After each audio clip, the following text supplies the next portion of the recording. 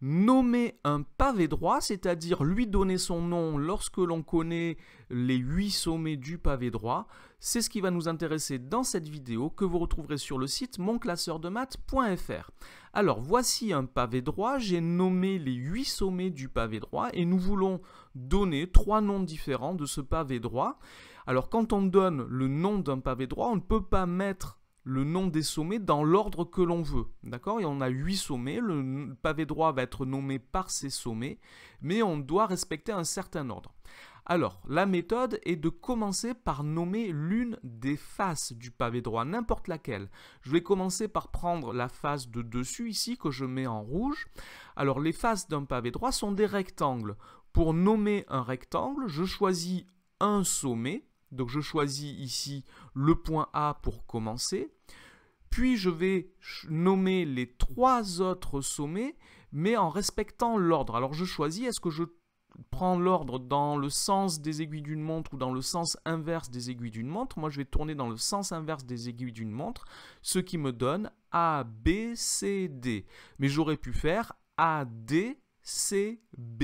Mais je ne peux pas faire A, C. Je ne peux pas commencer par la diagonale. Donc je suis l'ordre des sommets en suivant les côtés du rectangle. Donc ça, c'est le début du nom de mon pavé droit. Donc A, B, C, D. J'ai déjà 4 sommets. Il faut passer aux 4 sommets suivants.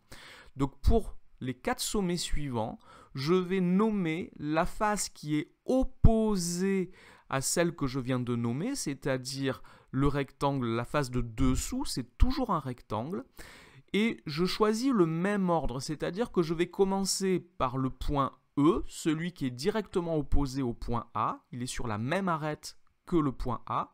Et je vais tourner dans le même sens, ce qui me donne E, F, G, H. Donc je commence par le point E, je tourne dans le même sens que sur la face de dessus, donc ça me donne E, F, G, H. Donc ce pavé droit peut être nommé A, B, C, D, E, F, G, H. Alors j'ai choisi ici l'ordre alphabétique, j'avais placé les points pas au hasard pour pouvoir avoir les lettres dans l'ordre alphabétique. Mais je peux nommer différemment ce pavé droit si par exemple je commence par nommer la face de droite ici, en commençant par exemple par le point C. Et si je tourne dans le sens inverse des aiguilles d'une montre pour choisir les sommets suivants, cela me donne C, G, H, D, C, G, H, D. Puis la face opposée, c'est donc la face de derrière, ici. Dans le même ordre, je commence donc par le point B qui est sur la même arête que le point C. Et ça me donne B, F, E, A. Donc un deuxième nom possible de ce pavé droit, c'est C, G, H, D, B, F, E, A. J'aurais pu choisir la face de devant, que je mets ici en rouge. Je peux commencer par exemple par le point G. Je vais tourner dans le sens inverse des aiguilles d'une montre pour nommer les sommets. Donc je commence par G, ensuite j'ai C, B et F. Je dois nommer ensuite la face opposée, c'est-à-dire la face de derrière, que je mets ici en rouge, dans le même ordre. Je commence donc par le point H qui est sur la même arête que le point G, et ça me donne H, D, A, E. Donc un troisième nom possible pour ce pavé droit, c'est G, C, B, F, H, D, A, E. Il existe bien sûr beaucoup d'autres noms possibles, puisque pour chaque face que je peux choisir, il y a 6 faces que je peux choisir pour commencer. Pour chaque face, je dois choisir un des 4 sommets. Et une fois que j'ai un des 4 sommets, je peux choisir le sens dans lequel je choisis les points. Donc cela me fait un bon nombre de noms possibles pour le pavé droit.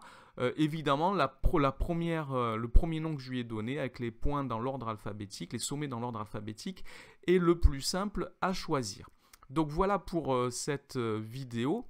Le 3 noms possibles pour un pavé droit, il y en a beaucoup d'autres. Cette vidéo est maintenant terminée. Merci de l'avoir regardée. N'oubliez pas de lui donner un j'aime, de vous abonner à la chaîne. Au revoir.